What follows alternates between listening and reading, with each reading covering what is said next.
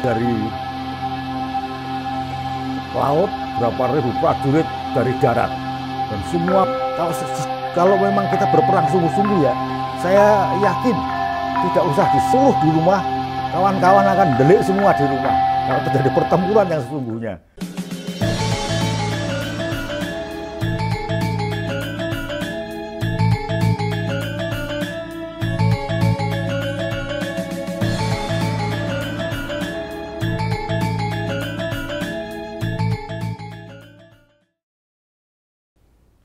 Saudara-saudaraku, masyarakat Surakarta yang terkasih, kita bertemu kembali. Seperti janji saya minggu yang lalu, kali ini saya akan melanjutkan tentang perjalanan Kerajaan Mataram Islam.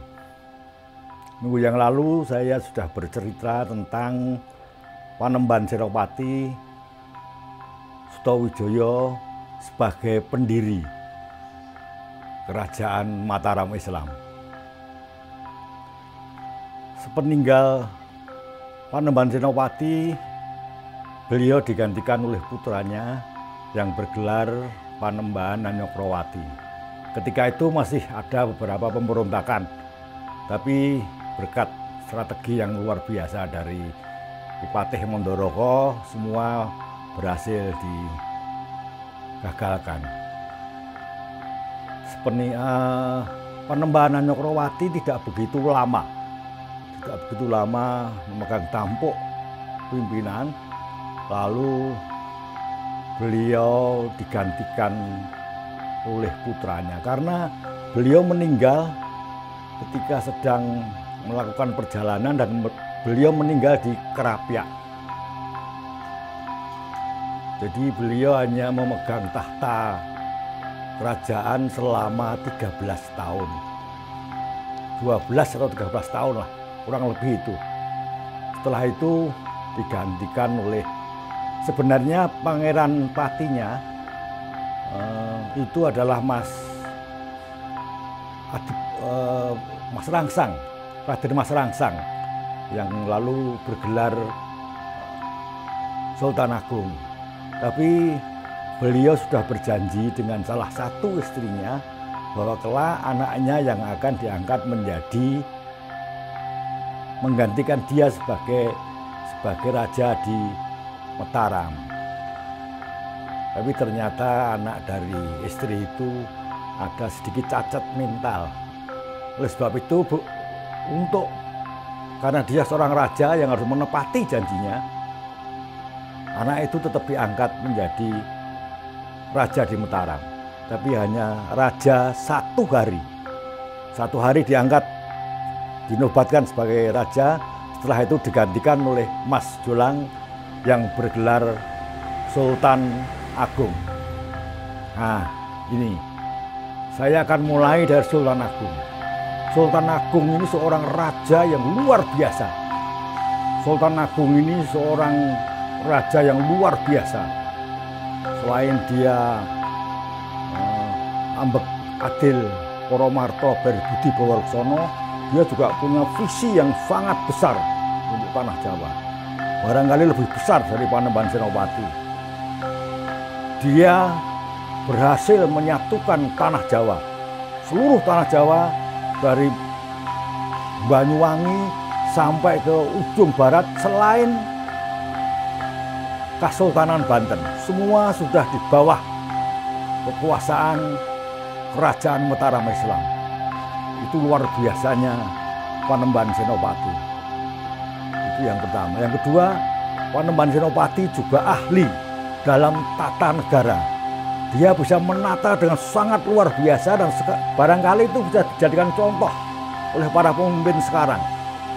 Bagaimana dia menempatkan para eksekutifnya, baik itu militer, baik itu para administrator, birokrat. Dia menempatkan para petani, dia menempatkan para pengusaha, dia menempatkan para rohaniawan, para ulama dan lain sebagainya, ditempatkan masing-masing dan semua bisa guyub rukun bersatu, tidak saling merecoki, saling menghargai. Karena itu karena kewibawaan Sultan Agung. Sultan Agung memang seorang raja yang luar biasa. Yang pertama, yang kedua, Sultan Agung memang raja yang ingin berdaulat. Jadi ketika persatuan dagang besar dari Belanda itu yang datang dari Maluku mau masuk ke tanah Jawa dan minta bertemu dengan Sultan Agung, setelah melakukan diplomasi yang cukup alot, akhirnya mereka ditolak semua untuk mendirikan loji-loji di pantai utara tanah Jawa. Ditolak semuanya. Akhirnya Belanda itu ke barat, tapi dia mampu mendirikan benteng di Jayakarta yang lalu menjadi Batavia. Karena Kesultanan Banten tidak mampu untuk menolak, meskipun sebenarnya juga menolak. Oleh sebab itu ada banyak cerita yang sangat luar biasa, yang sangat heroik. Sultan Agung menyerang Batavia sampai 2 kali.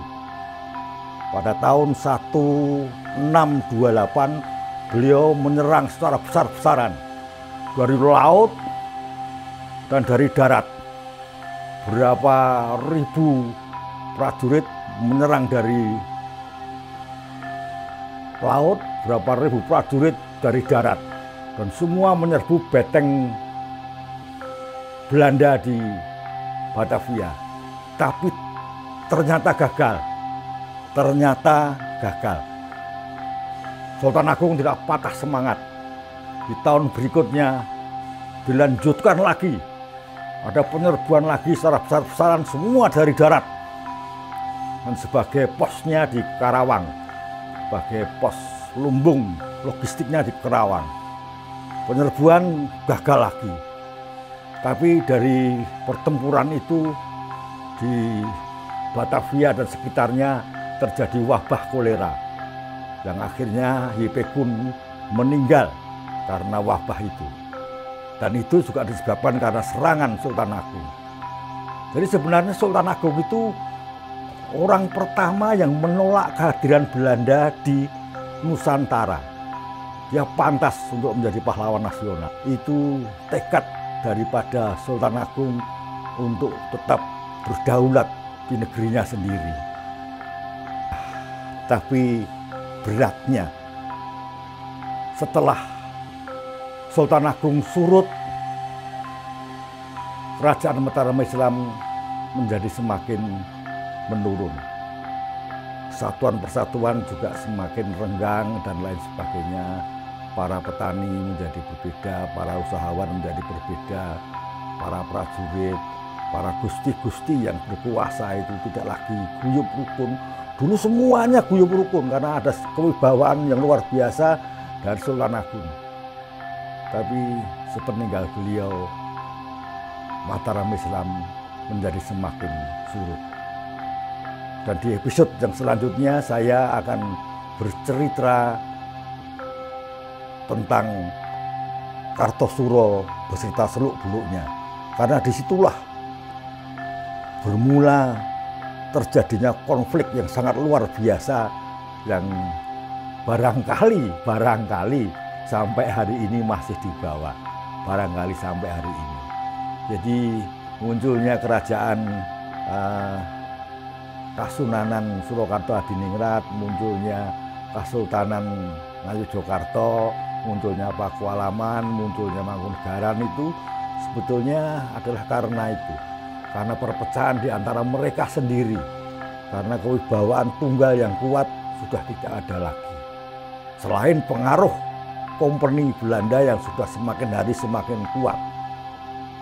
Saya belum menyebut etnis Cina di situ. Karena etnis Cina juga sangat berpengaruh terhadap pertumbuhan Mataram Islam di tanah Jawa. Di episode berikutnya saya akan banyak bercerita hal-hal itu. Sampai di sini, tapi sebelumnya saya berpesan kepada semua sahabat-sahabat saya, terutama masyarakat Surakarta, Solo Raya, Jawa Tengah, tetap jaga prokes, protokol kesehatan. Karena hari-hari ini hari-hari yang sangat berbahaya. sebetulnya kita ini sedang bertempur secara luar biasa. Bertempur dengan virus yang tidak kelihatan. Jadi ketika kita sedang berperang, kalau memang kita berperang sungguh-sungguh ya, saya yakin tidak usah disuruh di rumah, kawan-kawan akan delik semua di rumah. Kalau terjadi pertempuran yang sesungguhnya. Ini juga pertempuran. Dan Anda disuruh delik di rumah saja tidak berani. Oleh sebab itu saya sarankan kepada teman-teman semua bagaimana kita bisa memotong rantai penyebaran virus corona ini dengan mematuhi semua prokes. Kita tidak usah saling salah menyalahkan, kita tetap bersatu, bergotong royong, tetap menolong yang lemah, tetap mentaati semua protokol kesehatan yang sudah digariskan oleh pemerintah.